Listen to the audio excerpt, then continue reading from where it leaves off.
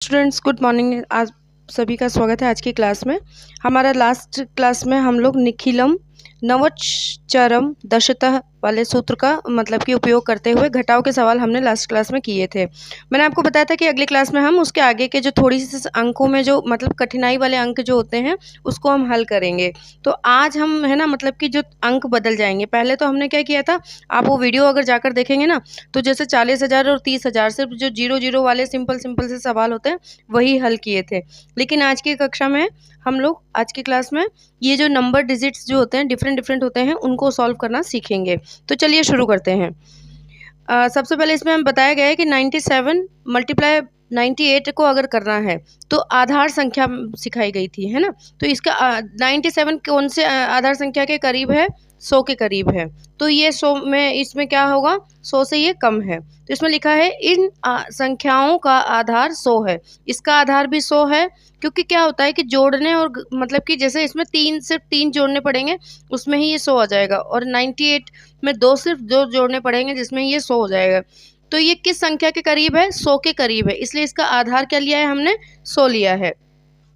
ऐसे आपको पता होना चाहिए। अगर अब मान लो अगर आपको क्वेश्चन हो कि 100 कहाँ लेना है या 10 कहाँ लेना है, तो जब 7 9 वाली बात होती है तब आधार अंक क्या आएगा?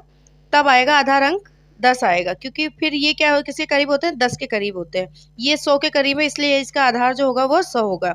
यदि संख्या 6 होती तो उसका आधार 10 होता, है ना। ये मैंने बताया आपको। अगर जैसे कि 6 लेते या 8 होता या कुछ भी होता तो उसका आधार अंक क्या होता? 10 होता।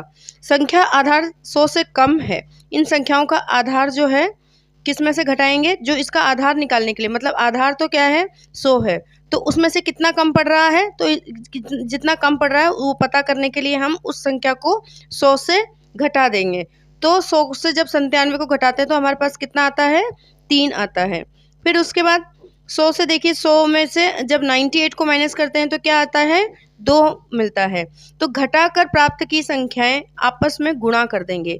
पहली स्टेप तो क्या थी? हमें इसका क्या करना है?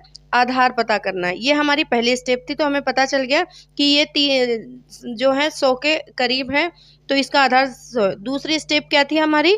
दूसरी स्टेप में संख्या मतलब कि आधार से कितनी कम है वो पता करनी है। तो हमने पता कर लिया, दोनों को 100 में से माइनस करके ये निकाल लिया।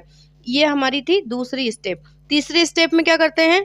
घटा कर प्राप्त हुई संख्याओं को आपस में गुणा कर देंगे। यहाँ पे हमें 3 प्राप्त हुआ था और यहाँ पर हमें 2 प्राप्त हुआ है। तो घटाकर इन संख्याओं को क्या कर देंगे?